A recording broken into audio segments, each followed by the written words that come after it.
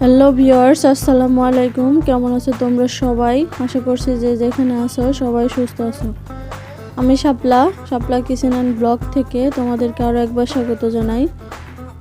আজকে আমি কোনো রান্নার রেসিপি নিয়ে আসিনি। আজকে কিভাবে ক্যাপসিকাম আর গাজর সংরক্ষণ করলাম আমি সেটাই তোমাদের সাথে শেয়ার করব। ভিডিও দেখা শুরুতেই একটা লাইক দিয়ে দেখা কন্টিনিউ করো আর কমেন্ট করে জানিও তোমাদের মতামত।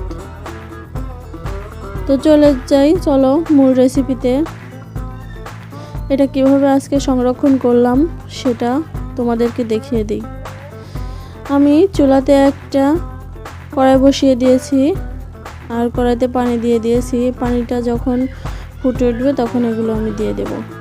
আর ক্যাপসিকামগুলো আমি এভাবে লম্বা লম্বা করে কেটে নিয়েছি। তোমরা চাইলে যে কোনো সাইজ করে কেটে নিতে পারো।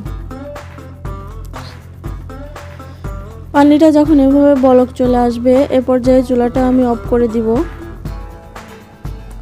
তো দেখো চুলাটা আমি বন্ধ করে দিয়েছি। এর মধ্যে দিয়ে দিচ্ছি ক্যাপসিকাম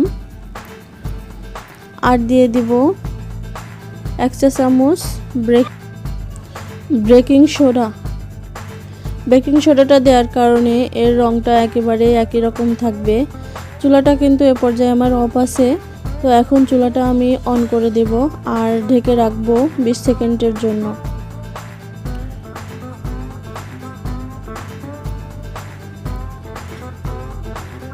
এটা আপনারা সারা বছর সংরক্ষণ করতে পারেন ডিপ ফ্রিজে রেখে, আর এর রঙটাও নষ্ট হবে না। এ পর্যায়ে আমি চুলাটা অফ করে দিয়েছি। অফ করে একটু নেড়েচেড়ে উল্টে পাল্টে দিয়ে আমি আবারও 20 সেকেন্ডের জন্য এটাকে ঢেকে রাখলাম। এটা কিন্তু সিদ্ধ করতে হবে না, জাস্ট এর রঙটা ঠিক রাখার জন্য বেকিং সোডা দিয়ে এটাকে একটু ভাপিয়ে নেওয়া। তো 20 সেকেন্ড পর আমি একটা স্টেইনারে এগুলোকে তুলে নেব। পানিটা শুকিয়ে নেব। 1-2 মিনিট স্টেইনারে রেখে দেওয়ার পরে আমি একটা পাতলা কাপড়ের উপর এটাকে ছড়িয়ে দেব, যাতে করে এর পানিগুলো ওখান থেকে ঝরে যায়।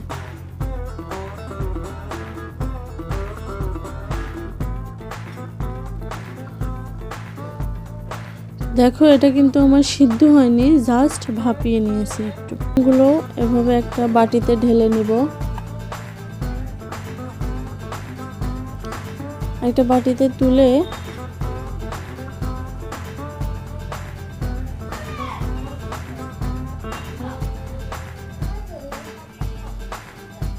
তো দেখো এটা আমি এভাবেই সংরক্ষণ করব।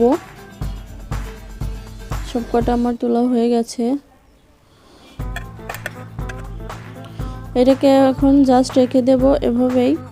তো তোমরা যদি আরও কিছু সংরক্ষণ পদ্ধতি দেখতে চাও কমেন্ট বক্সে জানিয়ে দিও। আজকের মতো এখানেই বিদায় নিচ্ছি। সবাই ভালো থেকো।